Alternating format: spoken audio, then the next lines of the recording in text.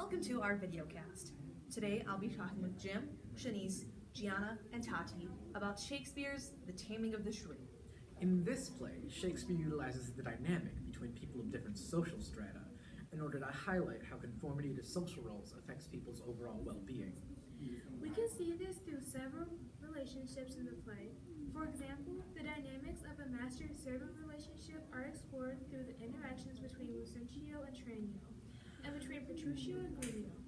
Petruchio treats Grumio with little respect and is very abusive towards him.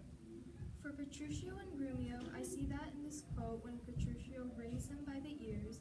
Grumio says, "Help, mistress, help, my master is mad." Petruchio responds saying, "Now knock when I bid you, sirrah, villain," which is seen on Act 1, Scene 2, lines 18 through 21.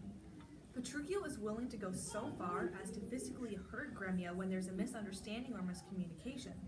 Clearly, Petruchio has little patience or respect for his servant. Yeah, exactly. However, Lucentio treats Tranio almost as an equal, allowing him to be an advisor to his scheming. You can see this quite clearly in Act 1, Scene 1, lines 167 through 187. "Master, you looked so longly on the maid, perhaps you marked not what's the pith of it all." Oh yes, I saw sweet beauty in her face, such as the daughter of Agenor had, that made great joke to humble him to her hand, when with his knees he kissed the Cretan strand. "Saw you no more? Marked you not how her sister began to scold and raise up such a storm that mortal ears might hardly endure the din?" Tranio, I saw her cora lips to move, and with her breath she did perfume the air. Sacred and sweet was all I saw in her. "Nay, then 'tis time to stir him from his trance. I pray, awake, sir, if you love the maid." Tranio is advising Lucentio and even kind of calling him blind for not noticing the errors in his thinking. If Grumio interacted with Petruchio like this, he would hurt him. Furthermore, Lucentio displays a great trust in Tranio, as he trusts him enough to take on his own guys for their plan. Petruchio would never trust his fool of a servant with such an important task. Lucentio says, "Thou shalt be master, Tranio, in my stead. Keep house and ports and servant as I should. I will some other be, some Florentine, some Neapolitan or meaner man of Pisa. 'Tis hatched and shall be so. Tranio, at once uncase thee. Take my colored hat and cloak." they exchange clothes. "So had you need, in brief, sir, sit that your pleasure is. And I am tied to be obedient, for so your father charged me at our parting, to be serviceable to my son," quoth he. "Although I think 'twas in another sense. I am content to be Lucentio, because so well I love Lucentio." Lucentio sees Tranio as more than just a servant. Instead, he respects him and sees him as an equal. However, there are more than just master-servant relationships throughout this play. Other dynamics reflect this theme. I noticed this through the courting of Catherine and Bianca. Both women are seen as future wives, not as a person. Their only valued traits are the ones that would make them a good wife, such as the quality of submissiveness. Because Catherine doesn't conform to these social roles, she isn't valued by others, not even her own father. She's too rude and aggressive for the taste of potential suitors. As a result, she's incredibly unhappy. She isn't allowed to be herself without being seen as useless. It is seen here as Grumio says about Catherine that he would cart her rather. "She's too rough for me.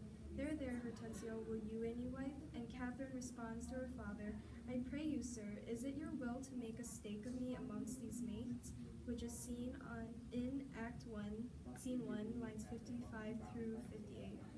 I also noticed that even though Bianca is seen as desirable, she doesn't seem very happy about it either.